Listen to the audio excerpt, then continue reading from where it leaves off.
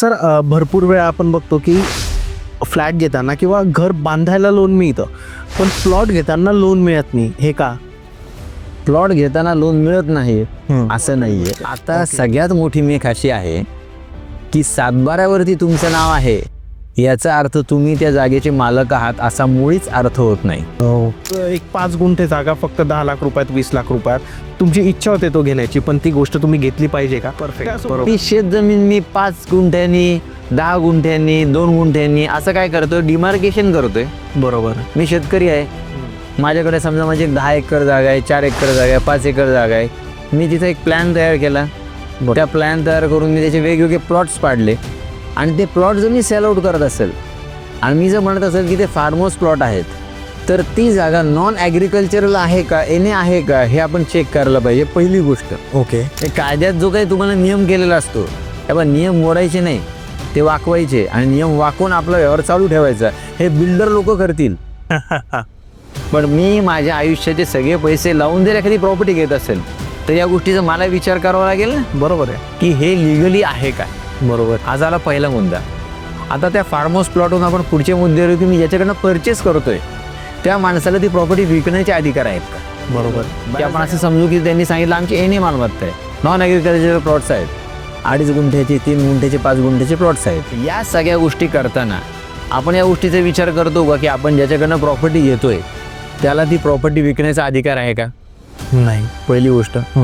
दुसरी गोष्ट, जी प्रॉपर्टी मी परचेस करतोय ती प्रॉपर्टी कोणत्या झोनमध्ये आहे, त्यांनी माझ्या आधी अजून 4 लोकांना हीच प्रॉपर्टी विकली तर नाही आहे किंवा कोणाकडनं पैसे तर घेतले नाही आहेत ना. तर एकच प्लॉट असून 4 लोकांबरोबर ॲग्रीमेंट झालेले असतात आणि 5व्याला व्यवहार केलेला आहे. बरोबर आहे. फ्लॅटमध्ये देखील जरी तुमचं एरामध्ये सॉर्टेड झाला असं आपण म्हणत असलो तरी देखील फ्लॅटच्या बाबतीत पण एक फ्लॅट एकाच बिल्डरनी 4-4 लोकांना विकण्याची उदाहरण आहे. पुण्यातच आहेत ना, पुण्यात, मुंबईत, कधीकडे सगळीकडे आहे. मग 7-12 उतारा बघून जर मी प्रॉपर्टी परचेस करत असेल तर याच्यामध्ये माझं फसवणूक होऊ शकते, हे लक्षात घेतलं पाहिजे. हे प्लॉट्स जे असतात ॲग्रिकल्चर लँड, तिला NA करता येऊ शकतं का? बरोबर आहे. मध्यंतरी काही केसेस गाजल्या होत्या ज्याच्यामध्ये बऱ्याच बॉलिवूड सेलिब्रिटींनी काही प्रॉपर्टी परचेस केल्या आणि ते शेतकरी नाहीत म्हणून त्यांना ती प्रॉपर्टी परत द्यावी लागली.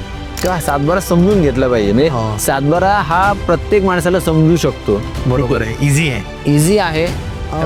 कोर्टाच्या लॉनुसार किंवा एकूण लॉनुसार 50% प्रॉपर्टी बहिणीच्या नावावर असते, असं काय म्हणजे असं द्यावीच लागते का? हे तसं काहीच नाही आहे. सगळ्यात महत्त्वाचा विषय एक लक्षात घ्यायचा आहे की आता खर्च लागत नाही. म्हणजे प्रॉपर्टी नावावर करायला आता खर्च नाही येत नाही. का लागत नाही? Hello guys and welcome to banter with Chetan. तर मित्रांनो, आज आपल्यासोबत आहे प्रसन्न कुमार जोशी सर. सर, तुमचं स्वागत आहे पुन्हा एकदा बँटर विथ चेतनमध्ये. Hello sir. ॲक्च्युली सरांसोबत आपण एक ऑलरेडी पॉडकास्ट केलेला आहे जो होता घटस्फोटांबद्दल, की जर तुमच्या आयुष्यामध्ये घटस्फोट सुरू आहे तर त्याच्यावर तुम्ही कसं सॉल्व्ह करू शकतात त्या गोष्टी. त्याच्यासोबत तो सगळ्यात जास्त इम्पॉर्टंट एका पार्टवर होता की जर तुम्ही सोबत मिळून एखादी जागा घेतली, एखादा फ्लॅट घेतलाय, तर त्याचं डिस्प्यूट कसं करता येईल आणि किती नॉर्मल पद्धतीने जर त्याचं एक डिस्प्यूट झालं तर तुमच्या दोघांच्या लाईफ सॉर्ट होऊ शकतात. आजचा जो आपला टॉपिक आहे हा खूप इंटरेस्टिंग विषयावर आहे.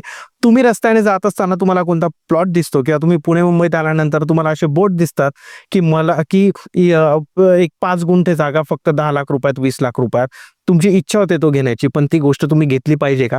त्यासोबतच जर कोणते फ्लॅटचे किंवा कोणते एक रिअल इस्टेटचे जे गोष्टी असतात त्या सगळ्या गोष्टींवर आज आपण सरांसोबत चर्चा करणार आहे आणि जाणून घेणार आहे की तुम्ही ती जागा घेतली पाहिजे का आणि ती जागा घेताना कोणता विचार केला गेला पाहिजे. तर सर, सगळ्यात मेन गोष्ट, जेव्हा आपण रस्त्याने जात असतो तर आपण गावाकडे तर आपले घरं असतात, मोठे मोठे घरं असतात, बट जेव्हा पुण्यात येतो एखादा व्यक्ती जो जॉब करतो आणि त्याला जेव्हा एक बोर्ड दिसतो, त्या बोर्डवर लिहिलेलं असतं की 5 गुंठे जागा 10 लाख रुपयांमध्ये, तर तुम्हाला काय वाटतं सर, काय गोष्ट आहे ही?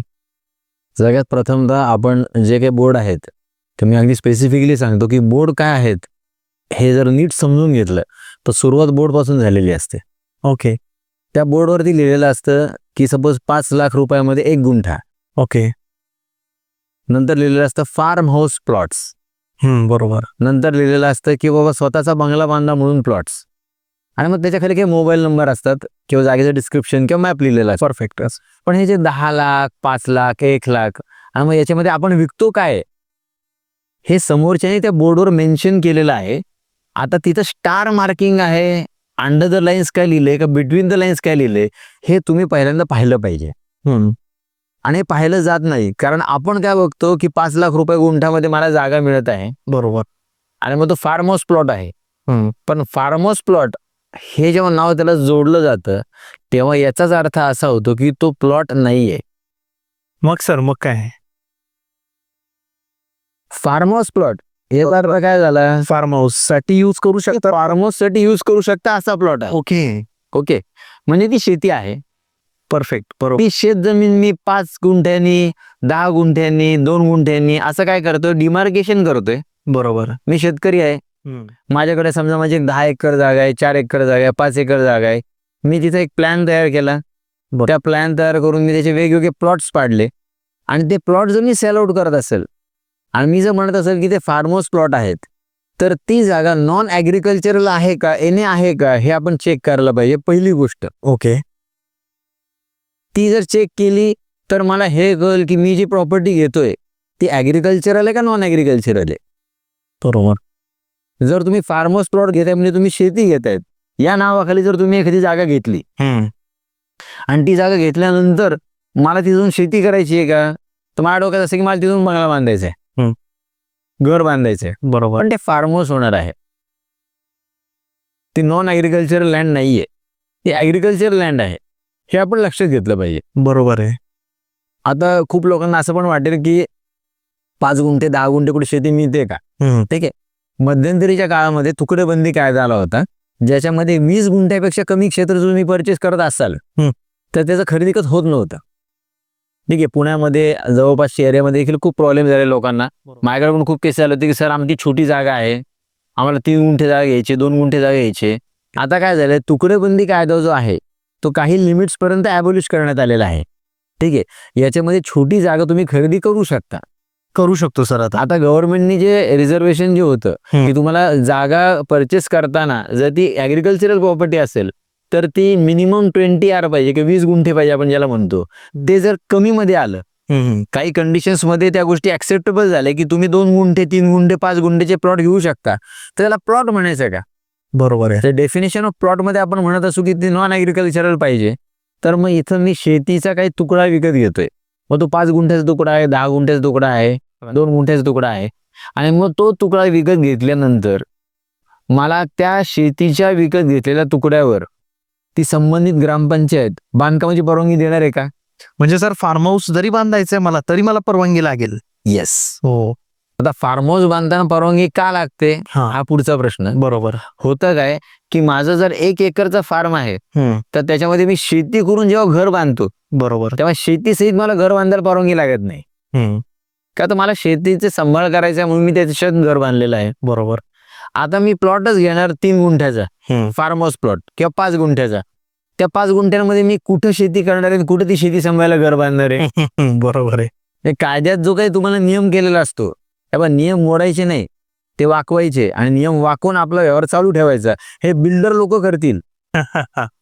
पण मी माझ्या आयुष्याचे सगळे पैसे लावून जर एखादी प्रॉपर्टी घेत असेल तर या गोष्टीचा मला विचार करावा लागेल ना. बरोबर आहे की हे लिगली आहे का. बरोबर. हा झाला पहिला मुद्दा.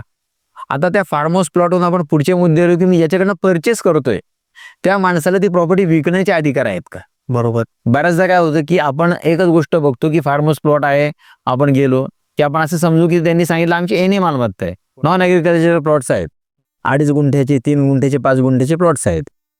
माणूस जातो, एरिया बघतो, एरिया बघितल्यानंतर तुम्ही काय टोकन अमाऊंट देता. ओके. तुम्ही उद्या सोडून खरेदी खत करून घेतलं. बरोबर. किंवा 60 खत गेलं, ॲग्रीमेंट टू सेल करा आणि सेल डीड केली. या सगळ्या गोष्टी करताना आपण या गोष्टीचा विचार करतो का की आपण ज्याच्याकडनं प्रॉपर्टी घेतोय त्याला ती प्रॉपर्टी विकण्याचा अधिकार आहे का. नाही. पहिली गोष्ट. दुसरी गोष्ट, जी प्रॉपर्टी मी परचेस करतोय ती प्रॉपर्टी कोणत्या झोनमध्ये आहे, ती रेसिडेन्शियल झोनमध्ये आहे, ती ॲग्रिकल्चरल झोनमध्ये आहे, ती इंडस्ट्रीयल झोनमध्ये आहे, याचा विचार मी करत नाही. बरोबर. मी प्रॉपर्टी परचेस करताना त्या प्रॉपर्टीवर यापूर्वी कोणाचं कर्ज आहे का. जो माणूस प्रॉपर्टी मला विकतोय, बरोबर आहे, त्याची या प्रॉपर्टी संदर्भात कुठल्या कोर्टात केस चालू आहे का. त्यांनी माझ्या आधी अजून 4 लोकांना हीच प्रॉपर्टी विकली तर नाहीये किंवा कोणाकडनं पैसे तर घेतले नाहीयेत ना. तर एकच प्लॉट असून 4 लोकांबरोबर ॲग्रीमेंट झालेले असतात आणि 5व्याला व्यवहार केलेला आहे. बरोबर आहे. तर या ज्या गोष्टी आहेत ना, या गोष्टी कुठेतरी चेक व्हायला पाहिजेत. राईट. या बघितल्या पाहिजे ना मी. येस.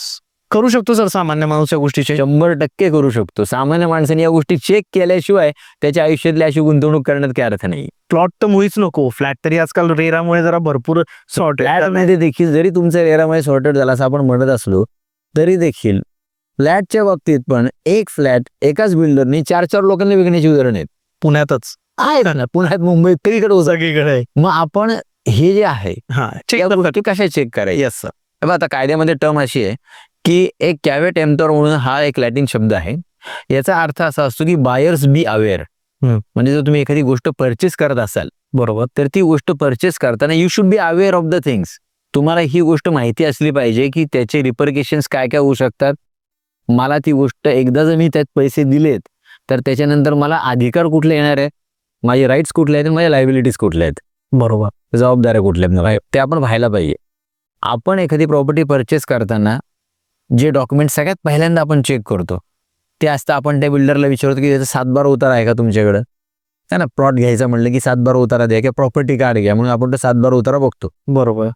मग आपण काय चेक करतो की तो 7/12 उतारा पाहायचा आणि त्या 7/12 उतार्यावर जर समजा एक XYZ बिल्डर आहेत किंवा XYZ अँड कंपनी म्हणून नाव आहे त्या कंपनीचं किंवा प्रमोटर म्हणून एखाद्या शेतकऱ्याचं नाव आहे, बरोबर, तर त्या व्यक्तीचं नाव जर ते 7/12 वरती असेल तर आपण असं समज करून घेतो की याचा अर्थ तो या प्रॉपर्टीचा मालक आहे आणि ती प्रॉपर्टी त्याच्याकडनं घ्यायला हरकत नाही. बरोबर आहे.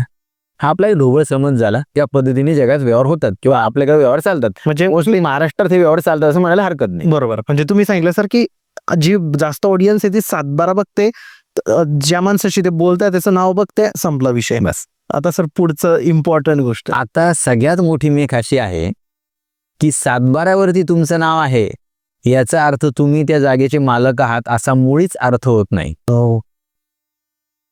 7/12 वरती नाव असणं म्हणजे मी त्या प्रॉपर्टीचा ओनर आहे हा जर समज माझा असला तरी तो चुकीचा आहे. ओके. आता तो चुकीचा कसा, हा, तर आपल्या जाहिरातींमध्ये किंवा ॲडव्हर्टाइजमध्ये जसं स्टार मार्किंग असतं तसं इथे एक स्टार आहे. तो असा आहे की 7/12 जो आहे तो रेव्हेन्यू रेकॉर्ड आहे किंवा रेव्हेन्यू एंट्रीज आहेत. बरोबर, ठीक आहे. तर सुप्रीम कोर्टाच्या बऱ्याचशा लँडमार्क जजमेंटमध्ये सुप्रीम कोर्टाने क्लिअर केलं आहे की revenue records or revenue entries is not a document of title for the property. Okay. प्रॉपर्टीचं टायटल किंवा ओनरशिप जी आहे ती रेव्हेन्यू रेकॉर्डवरून किंवा रेव्हेन्यू एंट्रीवरून ठरू शकत नाही. आणि रेव्हेन्यू रेकॉर्ड म्हणजे डॉक्युमेंट म्हणजे 7/12. आणि रेव्हेन्यू रेकॉर्ड म्हणजे 7/12. बरोबर. खूप इम्पॉर्टंट गोष्ट आहे सर ही. आणि लोकांना तेच वाटतं, अरे 7/12 म्हणजे तहसील जवळ गेले तरी 7/12 काढून दे, त्याच्यावरून सगळं डिटेल. बट खूप इम्पॉर्टंट गोष्ट सांगितली सर की 7/12 याच्यावरून ते फिक्स होऊ शकत नाही की ही प्रॉपर्टी त्या माणसाची आहे का नाहीये. आणि हे कोर्टाने सांगितलेली गोष्ट आहे, हे सुप्रीम कोर्टाने सांगितलं. सुप्रीम कोर्टाने सांगितलेली गोष्ट आहे. बरोबर. याच्यामध्ये काय असतं की जे रेव्हेन्यू रेकॉर्ड आहे ह्या कोर्टाने पण काय सांगितलं रे, मग काहीतरी तर कारण असेल ना, आपण कायदेशीर कारण समजून घेऊ. Right sir. की ही गोष्ट का सांगण्यात येऊ शकते. एखाद्या प्रॉपर्टीचं जे रेव्हेन्यू रेकॉर्ड असतं ते कशावरून तयार होतं, तर त्याला एक डॉक्युमेंटरी बेस असतो.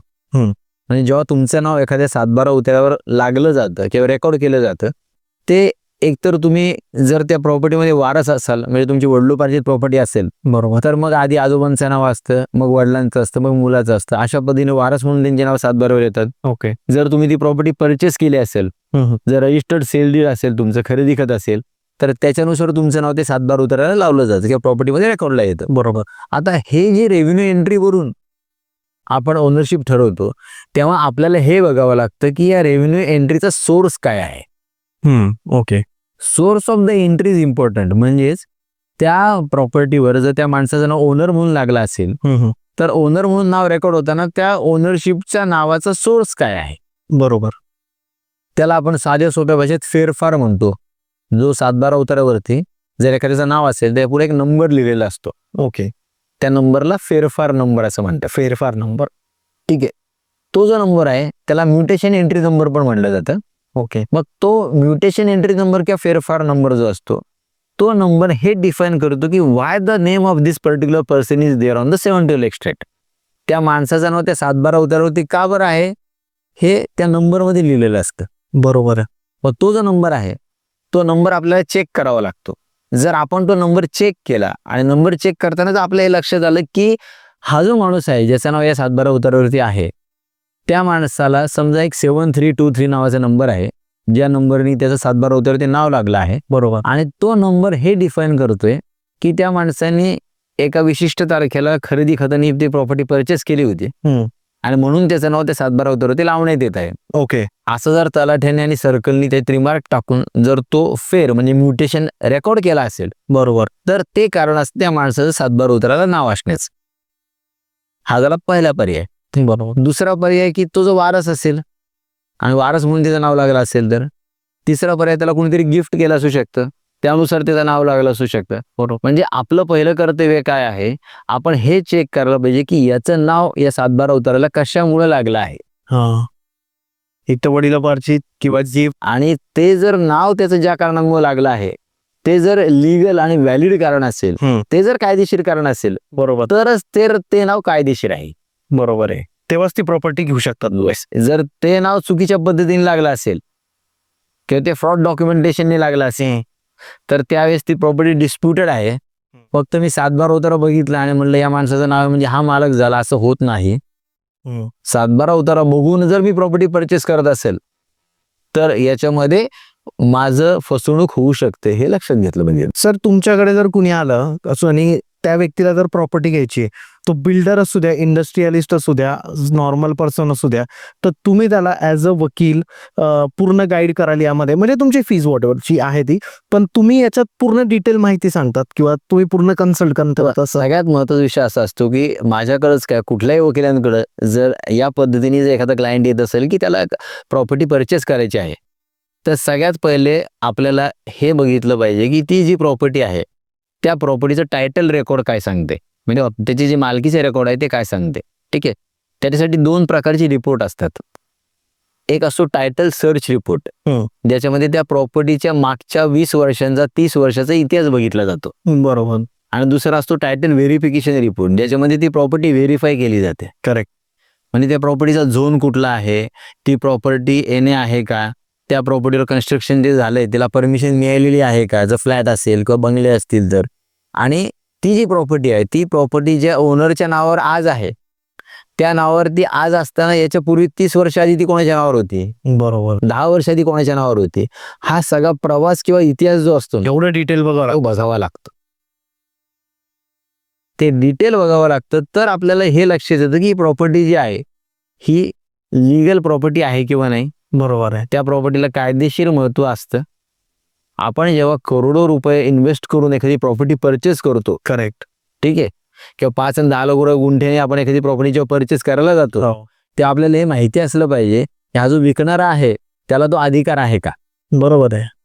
राईट. आणि जर त्याला तो अधिकार असेल तर त्याच्यामध्ये असं तर होत नाहीये ना की तो आज मला हा प्लॉट म्हणून विकतोय, उद्या चालून परत 4 दिवसांनी कोणीतरी येईल, सगळं कंपाऊंड तोडल आणि नांगर फिरून तिथे शेती करायला सुरुवात होईल. बरोबर. आणि तो म्हणाल ज्याने विकलंय त्याचा मी सख्खा भाऊ आहे आणि या शेतीत माझा पण अधिकार आहे. बरोबर, बरोबर. मग तुम्ही काय करणार. एक्झॅक्टली. सर, आता जे प्लॉट्स एने नसतात आणि भरपूर तर असं सुरू आहे आता, जेव्हा आपण बघतो की जे प्लॉट्स ॲग्रिकल्चरल लँड आहे तीच विकली जाते आणि तिच्यात कमी पैशात लोक प्लॉट्स घेऊन घेतात, आता जमीन घेऊन घेतात. तर हे प्लॉट्स जे असतात ॲग्रिकल्चर लँड, तिला एने करता येऊ शकतं का? ॲग्रिकल्चर लँड एने करता येते, हां, ठीक आहे, पण तुम्हाला जर ॲग्रिकल्चर लँड एने करायची असेल तर मिनिमम होल्डिंग कॅपॅसिटी जी आहे तुमची ही तुम्ही कमीत कमी किती लँड तुमची असली पाहिजे. हा जो विषय आहे हा परत 20 year पर्यंत येतो. म्हणजे 20 गुंठ्यापर्यंत तुमचं जर क्षेत्र असेल तर तुम्ही ती फाईल एनेला टाकू शकता. त्याच्यापेक्षा जर कमी असेल तर काही नॉर्म्स आहेत त्यात ती बसवता येऊ शकते, पण त्याच्यातही ती नाही बसली तर तुम्ही ती शेती घेऊन फसणार आहात. बरोबर. तुम्हाला तिथे शेती करावी लागेल, घर बांधूच शकत नाही, तुम्ही तिथे बंगला बांधू नाही शकणार. हो. मग सर, त्याला जर मी ॲज अ फार्म हाऊस म्हणून ट्रीट केला त्या बंगल्याला तर किंवा त्या ॲग्रिकल्चर लँड मधल्या बांधलेल्या घराला, असं लूप होल्स लोक फाईन करत असतील ना? लूप होल्स फाईन करायला मी तुम्हाला मगाशी पण म्हणलं की मला जर फार्म हाऊस करायचं आहे, आता मी जर 5 गुंठे जागा घेतली आणि त्याच्यामध्ये मी जर 4,000 स्क्वेअर फूटचा बंगला बांधणार आहे, म्हणजे तो फार्म हाऊस झाला, तर त्या फार्म हाऊसला तुम्हाला फार्म पण दाखवावं लागेल. ते फार्म तुम्ही कुठं दाखवणार? बगीचा नाही दाखवू शकत, तुमच्या घराचं गार्डन तुमचं फार्म होऊ शकत नाही होऊ शकत. हो, बरोबर आहे. त्यामुळे फार्म हाऊस प्लॉट घेणं हा विषय खूप वेगळा आहे. हां, ठीक आहे. शेवटी असं आहे की ज्यांना त्यांचा माल विकायचा आहे ते तर सांगणार आहेत की फार्म हाऊस प्लॉट तुम्ही घ्या म्हणून, ठीक आहे. ते आपल्या या पॉडकास्ट नंतर पण खूप लोकांच्या अशा प्रतिक्रिया येतील की असं काय होत नसतं, आम्ही नाही बांधलंय का. ठीक आहे. पण तुम्हाला हे लक्षात घेतलं पाहिजे की फार्म दाखवणं आणि असणं या दोन्ही गोष्टींमध्ये फरक आहे. बरोबर आहे. मध्यंतरी काही केसेस गाजल्या होत्या ज्याच्यामध्ये बऱ्याच बॉलिवूड सेलिब्रिटींनी काही प्रॉपर्टी परचेस केल्या आणि ते शेतकरी नाहीत म्हणून त्यांना ती प्रॉपर्टी परत द्यावी लागली.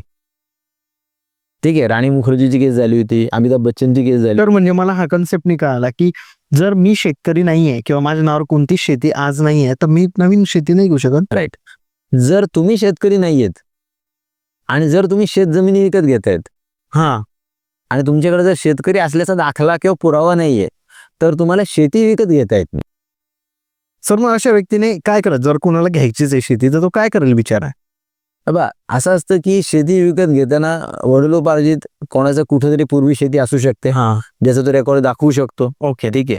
दुसरी गोष्ट अशी की त्याला खरोखर जर शेती करायची असेल तर त्याच्यामध्ये आजकाल लोक जेवी करतात, जॉईंट व्हेंचरमध्ये काही शेतकऱ्यांबरोबर ते शेती परचेस करू शकतात बरोबर आहे. किंवा काही दाखवू शकतात की आम्ही यांच्याबरोबर आहोत म्हणून. येस. पण हे जे डॉक्युमेंटेशन आहे हे डॉक्युमेंटेशन न करता, पुढचा पाठीमागचा विचार न करता बरोबर. आपण IT सेक्टरमधले कॉर्पोरेटमधले लोक कधी कधी बऱ्याचदा काय होतं की काहीतरी विकेंडला जायचंय, कुठेतरी जायचंय म्हणून मी लोणावळ्याला किंवा हायवेला कुठेतरी प्लॉट घेणार, प्लॉट घेतो. बरोबर. बांधकाम करणार आणि हा विचारच करत नाही मी की तो प्रत्यक्षात मी काय घेतलं आहे, कोणाच्याकडनं घेतलंय, कोणाच्या नावावर आहे. बरोबर आहे. आणि सगळ्यात मोठी विषय असा आहे की तुम्ही एखाद्या प्रॉपर्टीवर घर बांधल्याने ती प्रॉपर्टी तुमची होत नाही. त्याला कारण असं आहे. हा, त्यात तुम्हाला कारण समजून सांगतो. आता माझ्याकडे मध्यंतरी केस झाली. लास्ट वीक माझ्या एका केसमध्ये आर्ग्युमेंट याच विषयावर झाला कोर्टामध्ये की हा, वाद होता, कौटुंबिक वाद होता बरोबर. आणि त्यांचं म्हणणं असं होतं की प्रॉपर्टी आमची आहे आणि आम्ही याच्यामध्ये बंगला बांधला आहे. बरोबर. कोर्टाला आम्ही देखील एवढंच सांगितलं की समजा आपण असं म्हणू की या बंगल्याचा खर्च यांनी केलाय आणि एक राऊंड अबाउट 60-70 लाखाचा त्यांनी बंगला बांधलाय, पण बंगला ज्याच्या प्लॉटवर किंवा प्रॉपर्टीज बांधलाय तो माणूस वेगळा आहे आणि हा माणूस वेगळा आहे. तर तुम्ही तिथे फक्त बंगला बांधला म्हणून ती प्रॉपर्टी तुमची होणार नाही. बरोबर.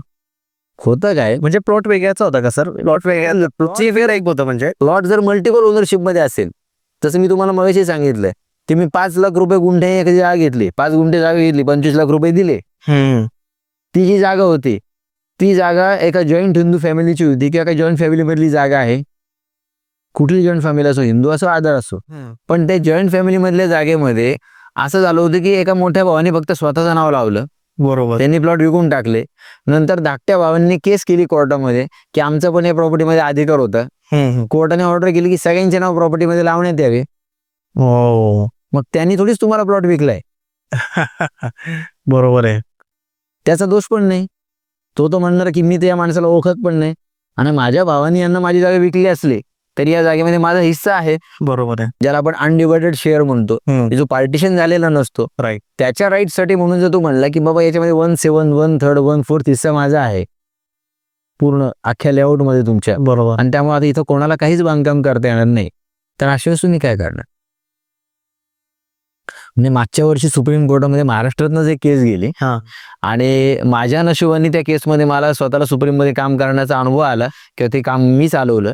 त्याच्यामध्ये हाच मुद्दा घेतला होता की एक असा हायवे टच एरिया ज्याच्यामध्ये मंगल कार्यालय आहेत, स्कूल्स आहेत, पेट्रोल पंप आहेत आणि साधारणपणे 300 बंगले, ओके, इथपर्यंत एक सगळा सिटी एरिया होता. पण त्या एरियामध्ये 1/7 शेअर एका व्यक्तीचा होता.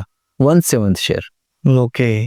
ठीक आहे. त्याचा एक सप्तमूष हिस्सा होता की ज्याच्यासाठी तो सुप्रीम पर्यंत मांडला आणि कोर्टाने तो शेअर त्याला देताना पूर्वी झालेल्या सगळ्या एनी ऑर्डर कॅन्सल झाल्या.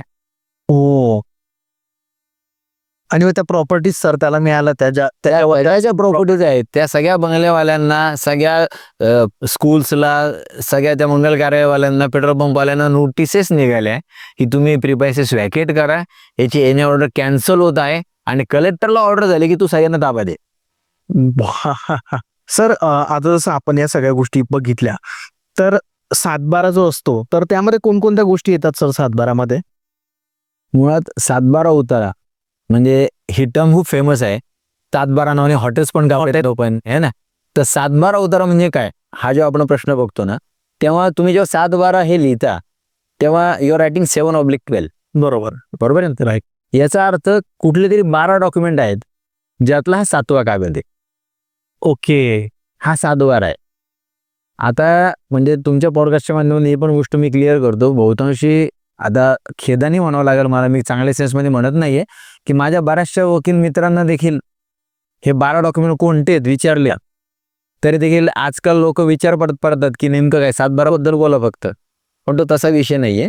7-12 याचा अर्थ त्या 12 पैकी एक 7वा कागद आहे तो, जो 12 डॉक्युमेंट्स आहेत प्रॉपर्टीशी. बरोबर. ठीक आहे. 7-12चा जो उगम झाला किंवा जे ओरिजिन झालं त्याच्या मागचं एक मात्र कारण असं होतं की त्या प्रॉपर्टीचा एरिया, त्या प्रॉपर्टीचा होल्डर, त्या प्रॉपर्टीवर असलेले राईट्स, त्या प्रॉपर्टीमध्ये असलेलं पीक ज्यावेळेस शेती असायची, बरोबर. किंवा त्या प्रॉपर्टीचं नेचर आणि त्या प्रॉपर्टीचं लोकेशन, या सगळ्या गोष्टी ज्या आहेत या सगळ्या गोष्टी एकाच पेपरवर जर मला बघायला मिळणार असतील ओके, तर तो पेपर म्हणजे 7-12 पाहिजे. ठीक आहे, म्हणून तो 7-12 आला. बरोबर. आपण जर 7-12 उतारा बघितला तर त्याच्यामध्ये आपल्याला दिसतं की 7-12 मध्ये गावाचं नाव असतं की ज्या गावाचा तो उतारा आहे, त्याच्यानंतर तालुक्याचं नाव मेन्शन केलेलं असतं आणि जिल्ह्याचं नाव मेन्शन केलेलं असतं सगळ्यात वरच्या कॉलमला. राईट. नंतरचा जो कॉलम आहे त्या कॉलममध्ये त्या प्रॉपर्टीचा सर्वे नंबर किंवा गट नंबर लिहिलेला असतो. त्याच्यानंतर त्या प्रॉपर्टीचं जर काही लोकल नेम असेल, की त्याला पब्लिकली काय म्हणत असतील, कुठं गावठाण म्हणत असतील, कुठं खंडोबाचं रान म्हणत असतील, कुठं विठोबाचा मळा म्हणत असतील, तर तसं एक नाव लिहिलेलं असतं. त्याच्यानंतर पुढचा जो कॉलम असतो होल्डरचा किंवा जो भोगवटदार आहे प्रॉपर्टीचा, बरोबर. त्याचं नाव लिहिलेलं असतं मधल्या कॉलममध्ये. सगळ्यात शेवटचा जो कॉलम असतो तो अदर राईट्स कॉलम किंवा इतर अधिकार म्हणून एक कॉलम असतो, ज्याच्यामध्ये वेगवेगळे शेरे लिहिलेले असतात. आणि परत एकदा लेफ्ट साईडला तर प्रॉपर्टीचा एरिया किती आहे तो हेक्टरमध्ये आहे, आरमध्ये आहे, स्क्वेअर फीटमध्ये आहे, स्क्वेअर मीटरमध्ये आहे, ते मेन्शन केलेलं असतं. ओके. ही झाली 7-12ची फ्रंट बाजू. 7-12च्या मागच्या बाजूला जर ती प्रॉपर्टी ॲग्रिकल्चरल असेल तर त्या प्रॉपर्टीमध्ये आत्ता कोणतं पीक आहे ते लिहिलेलं असतं, ज्याला आपण पीक पाहणी म्हणतो. ओके. त्याच्यानंतर ते जे पीक आहे ते मागच्या वर्षी कुठलं होतं, त्याच्या मागच्या वर्षी कुठलं होतं, असं प्रत्येक वर्षाची एंट्री ही बॅक साईडला किंवा त्या 7-12च्या बॅक पेजला लिहिलेली असते. सर कोण करतं ही एंट्री, म्हणजे ज्याचं ते प्रॉपर्टी तोच ती अपडेट करत असतो का? पूर्वी या ज्या एंट्रीज आहेत या एंट्रीज संबंधित तलाठी त्या जागेवर जाऊन पंचनामा करून लिहायचे प्रत्येकाचं सर. आता पोर्टलवर देखील तुम्हाला अशा पद्धतीने तुमचा फॉर्म भरता येतो. बरोबर. आणि 12 नंबर फॉर्म भरून तुम्हाला अशा पद्धतीने आपण त्या प्रॉपर्टीमध्ये कुठलं पीक घेतलेलं आहे ते रेकॉर्ड करता येतं. ओके. हा होतो 7-12. 7-12. आता 7-12मध्ये ज्या काही होल्डरचं नाव लिहिलेलं असतं त्या होल्डरच्या नावाच्या शेजारचा जो कॉलम आहे अदर राईट्सचा, तो खूप महत्वाचा कॉलम असतो. तो कॉलम यासाठी महत्वाचा आहे की त्या प्रॉपर्टीमध्ये जर मालकाचं नाव म्हणून एखादं नाव लिहिलेलं असेल आणि त्याचबरोबर त्या व्यक्तीच्या बहिणी आहेत, त्यांचे नाव तुम्हाला कधी कधी अदर राईट्स मध्ये पाहायला मिळतात, म्हणजे त्यांचा पण त्या मालमत्तेत अधिकार आहे, म्हणून त्यांचे नाव इतर अधिकारात असतात. बऱ्याचदा प्रॉपर्टीवर कर्ज असतं, म्हणजे एखाद्या प्रॉपर्टीवर कर्ज असेल तर पर्टिक्युलर बँकेचा चार्ज किंवा बोजा जो असतो तो बोजा त्या 7-12वर लिहिलेला असतो अदर राईट्स कॉलम मध्ये.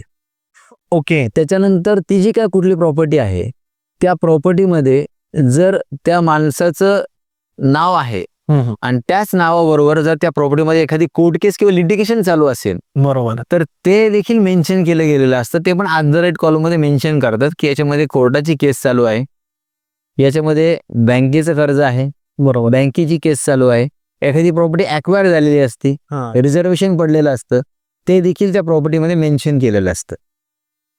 हे सगळे जे मेन्शनिंग आहेत या सगळ्या मेन्शन केलेल्या गोष्टींना एक विशिष्ट नंबर असतो. बरोबर. जे मगाशी मी सांगितलं म्युटेशन येतो किंवा फेरफार नंबर, तो नंबर पडलेला असतो. करेक्ट. आणि ते नंबर चेक करून तुम्हाला ठरवावं लागतं की या 7-12चं लिगल स्टेटस काय आहे. राईट. तेव्हा 7-12 समजून घेतला पाहिजे, म्हणजे 7-12 हा प्रत्येक माणसाला समजू शकतो. बरोबर आहे, इझी आहे. इझी आहे. हे बघा, पूर्वी झालेलं डॉक्युमेंट येते आपल्याकडे 12 बलुतेदार सिस्टीम होती तेव्हापासूनचे कागद येते. बरोबर. त्यावेळेस जर त्या काळच्या लोकांना समजत होते तर आता ज्यांना मल्टीटास्किंग जमते त्यांना काय हरकत आहे 7-12 समजलाच पाहिजे, समजलाच पाहिजे. फक्त आजची जनरेशन किंवा आजची लोक त्याकडे तेवढं लक्ष देत नाहीयेत, लक्ष नाही देते लोक. तेव्हा आपण तर समजून घ्यायला पाहिजे.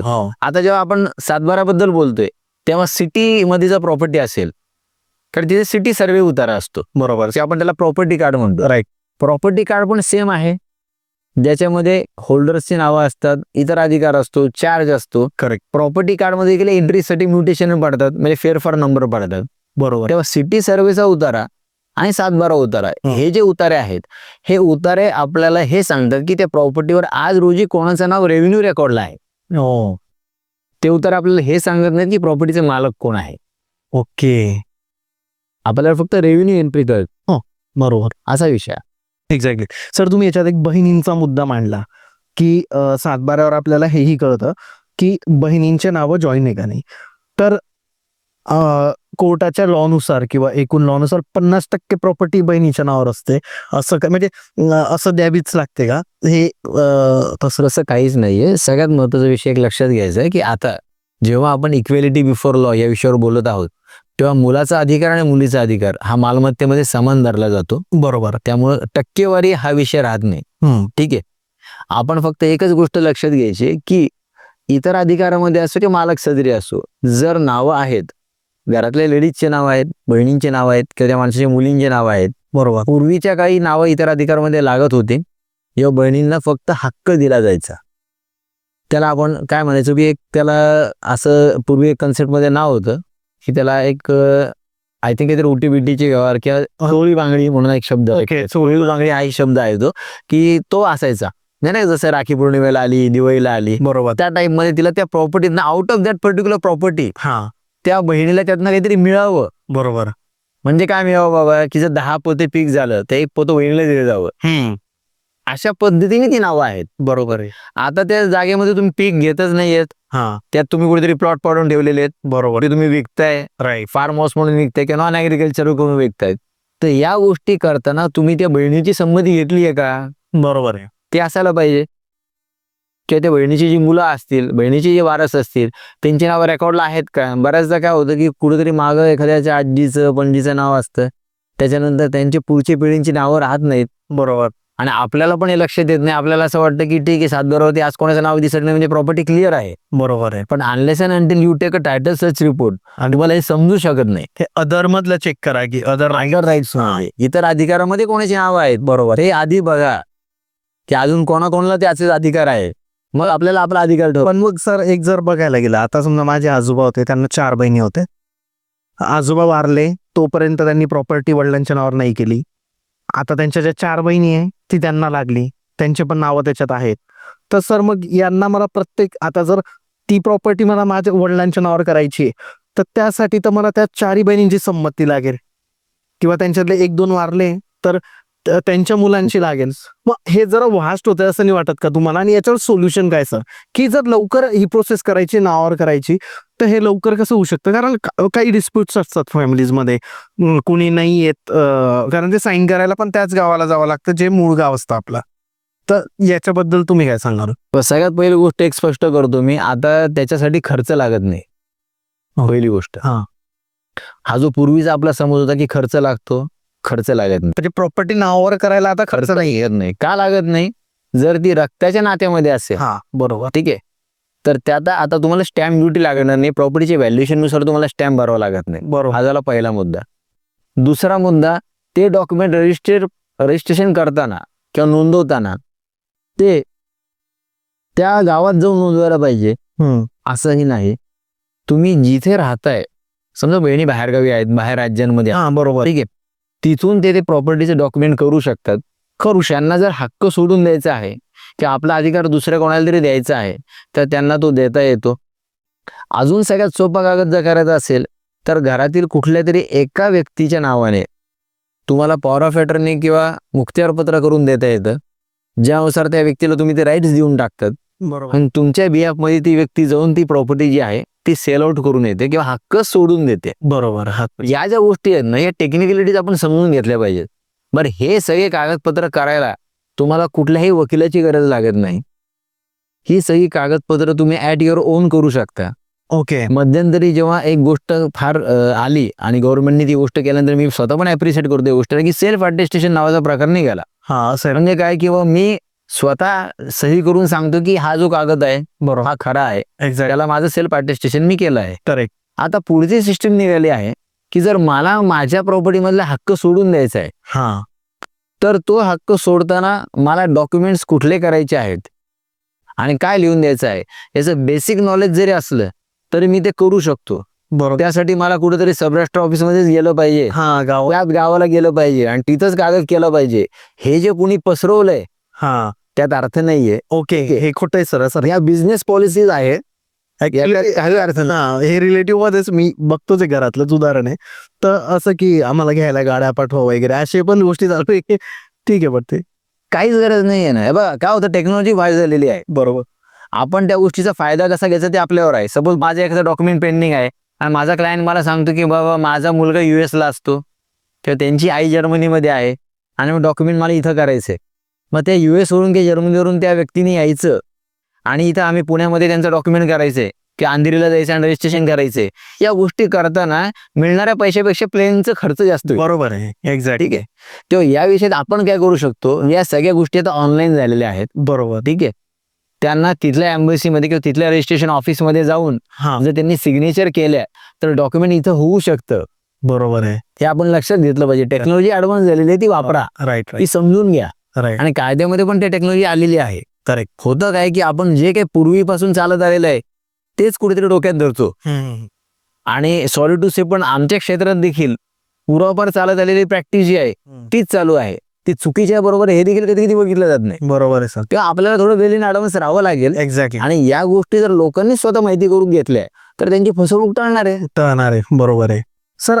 भरपूर वेळा आपण बघतो की फ्लॅट घेताना किंवा घर बांधायला लोन मिळतं, पण प्लॉट घेताना लोन मिळत नाही. हे का? प्लॉट घेताना लोन मिळत नाही असं नाहीये. ओके. तुम्ही जर प्लॉट घेतल्यानंतर त्या प्लॉटवर घर बांधणार असाल हा, तर हाऊसिंग लोन मध्येच ही प्रोव्हिजन आहे, ज्याच्यामध्ये संबंधित बँकेकडनं तुम्हाला plot purchasing and house construction या दोन्ही गोष्टीसाठी म्हणून लोन मिळतं. त्याला कारण असं असतं की तुम्हाला ती प्रॉपर्टी परचेस केल्यानंतर म्हणजे प्लॉट घेतल्यानंतर within a year you have to construct your house there. 1 वर्ष तुमचं बांधकाम चालू झालं पाहिजे किंवा तुम्ही कन्स्ट्रक्शन फेजमध्ये गेलात तर तुमचं जे प्लॉटचं लोन असतं ते हाऊसिंग मध्ये कन्वर्ट होऊन जातं. ओके. तेव्हा तसा काही कन्सेप्ट तसा रूलच नाही. हे 100% आपल्याला लोन मिळू शकतं. वा. आणि आजकाल प्रॉपर्टी परचेस करताना लोन घेणं ही गोष्ट खूप स्वाभाविक आहे. ठीक आहे, ते लोन घेतलंच जातं. बरोबर. लोक हिशोब करतात की मी रेंट भरण्यापेक्षा EMI भरणं काय वाईट आहे, बरोबर आहे सर. मोस्टली तोच हिशोब होता. त्यामुळे तो केला जातो. प्लॉटवर मिळतं लोन. म्हणजे हे निश्चित. भरपूर लोकांचं आजपर्यंत मिसकन्सेप्शन एक फैलवलं गेलं होतं किंवा माहितीच नव्हतं की लोनच्या बाबतीत. पण त्याच्यात असं आहे की तुम्ही लोन घेऊ शकतात प्लॉटवर, बट 1 वर्षाच्या आत तुम्हाला तिथे कन्स्ट्रक्शन चालू करावं लागेल आणि ते कन्स्ट्रक्शन चालू झाल्यानंतर मग ते हाऊसिंग लोन मध्ये कन्वर्ट. बरोबर आहे सर. अजून एक गोष्ट की आता काय होतं की आता मला नाही माहिती की वाघोलीत जागा आहे का नाही, पण माझ्याकडे पैसा आहे, मला जागा घ्यायची आहे. किंवा मला माहित नाही पुनावळ्यामध्ये जागा आहे का, हिंजवडीत जागा आहे का, पण मला घ्यायची. त्यासाठी आपण एजंट थ्रूच जातो मोस्टली, जे ब्रोकर्स त्याला म्हणतो आपण, रिअल इस्टेट एजंट म्हणतो. तर पण काय झालं की ट्रस्ट कसा ठेवू शकतो त्यांच्यावर आपण की हा आपल्याला ऍक्च्युअल जागाच दाखवतोय? सगळ्यात महत्त्वाचा विषय असा असतो की जेव्हा एखादी व्यक्ती तुमच्याकडे रिअल इस्टेट एजंट म्हणून अप्रोच होते, बरोबर, तेव्हा पूर्वी फसवणूक खूप झाली. म्हणजे एजंट लोकांनी पैसे घेणं, एकच प्रॉपर्टी 2 लोकांना विकणं, हा, बिल्डरला फसवणं, लोकांना फसवणं, हे प्रकार खूप झाले. बरोबर. जेव्हापासून रेरा आलाय तेव्हापासून याच्यामध्ये पण एक डेव्हलपमेंट झालेली आहे. आता जो एजंट असतो त्या एजंटला त्याचं लायसन्स आणि रजिस्ट्रेशन आहे. तो एजंट हा रजिस्टर्ड असतो आणि when a person is registered agent, त्याच्यामध्ये जर त्यांनी तुम्हाला प्रॉपर सर्व्हिस दिली नाही तर तुम्ही त्याचं लायसन्स सस्पेंड करू शकता, तुम्ही त्या विरुद्ध तक्रार करू शकता.